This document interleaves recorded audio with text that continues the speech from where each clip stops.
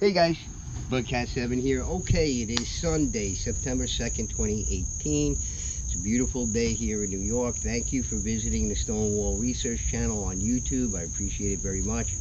Please subscribe, please like.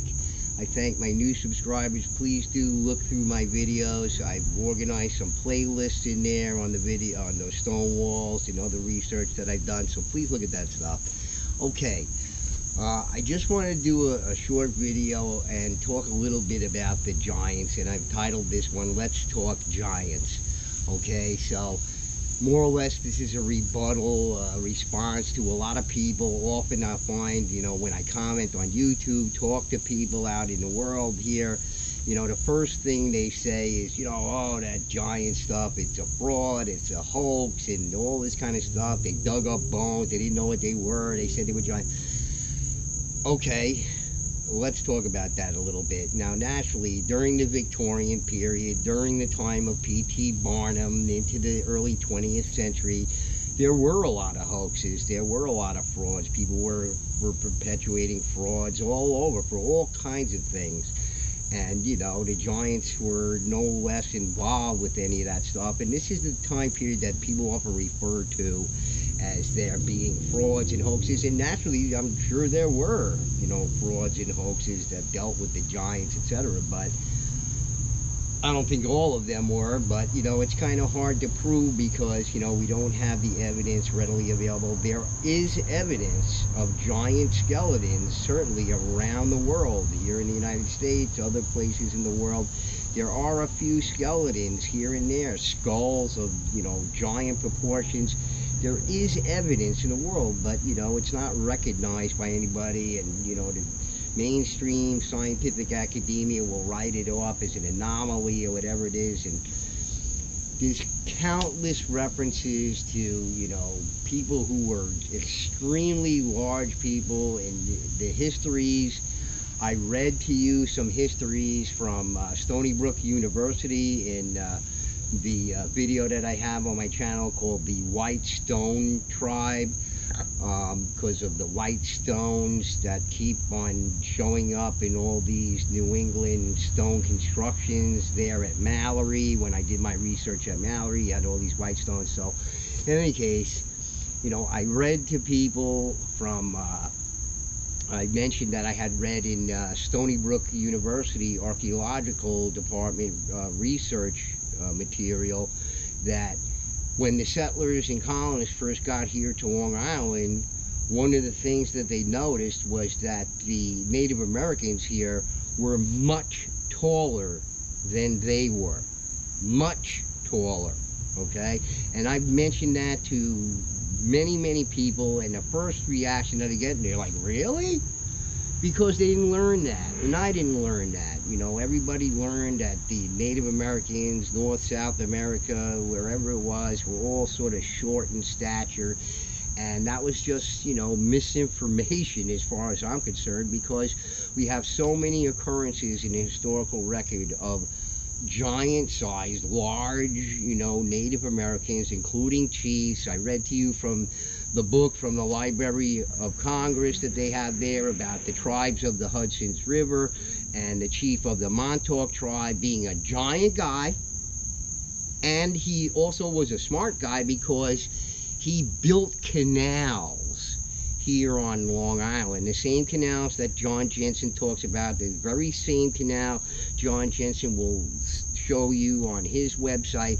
And it's a dollar figure on, $30 million to build that canal. But a small tribe in Long Island was able to build that canal there with deer antlers and grass baskets or whatever it is. Give me a break, okay? So King Mongatuxi from the Montauk tribe, he was a giant guy, and there are many references to this in the historical material. So you should really dispel that whole idea where Native Americans, wherever they are short in stature, because that's not true.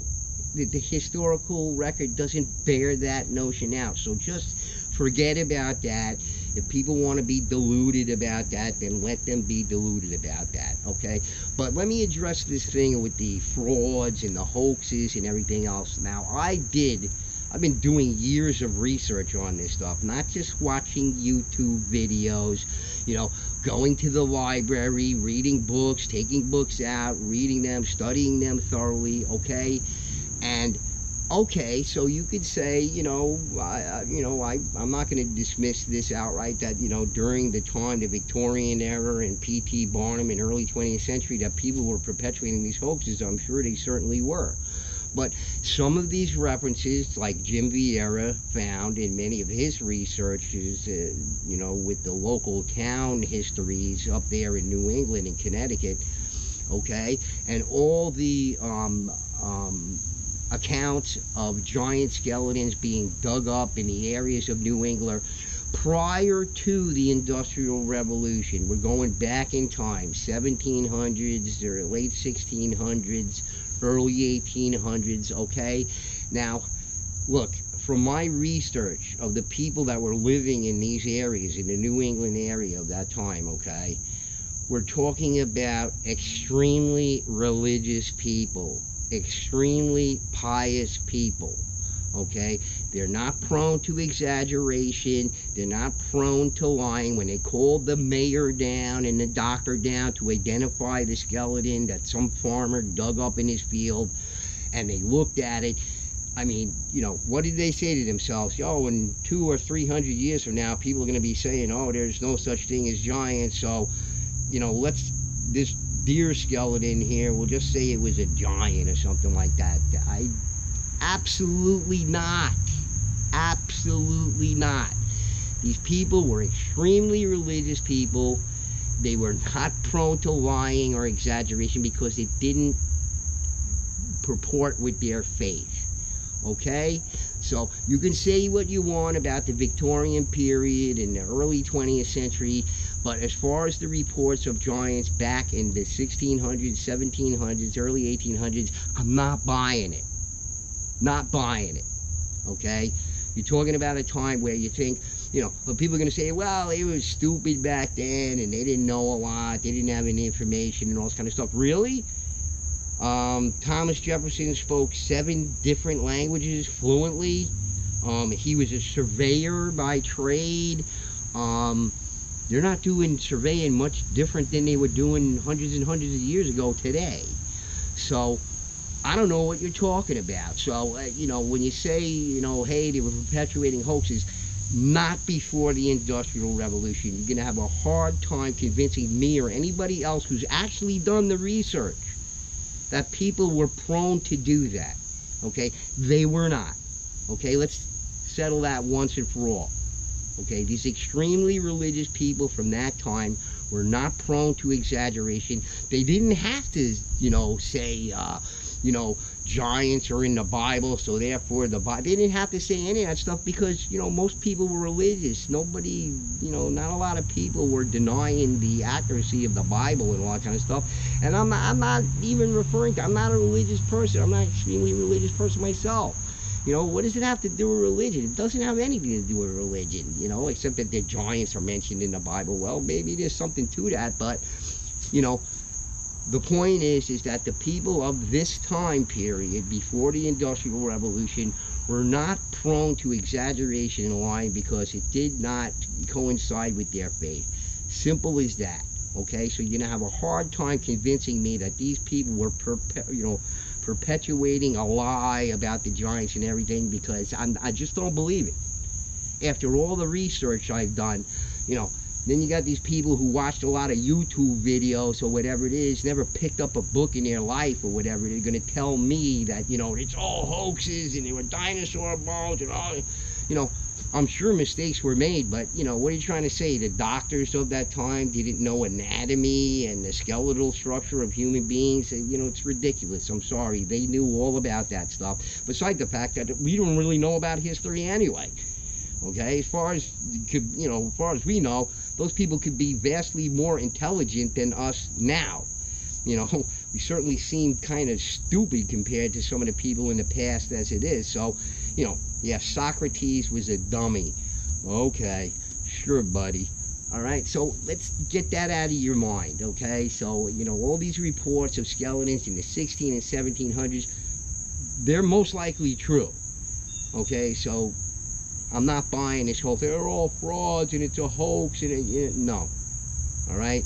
Not all of it, okay? So I just wanted to dispel that notion that every single report of giants from the past is just nothing but a hoax or stupid people or whatever it is, because that's baloney. That's BS, okay? So you can take your criticisms or whatever it is, that's fine. You want to say about Victorian period or whatever it is, but you can stuff it when it comes to everything before that, because I've done a tremendous amount of research on this stuff, on New England and the people who lived there at these times, and I'm sorry, I'm not buying that they would perpetuate hoaxes or frauds or anything like that. You can forget about that. It's baloney. All right? So, just in rebuttal, as the response to some of these people who want to say, hey, the giants didn't exist, you know, I watched some YouTube videos where a guy said they didn't exist. You know, okay, all right, Einstein, you know, what about all the research that I've done? You just throw that away, right? And just go with your YouTube videos, or, you know, just what you want to think, because you don't want to think it's real.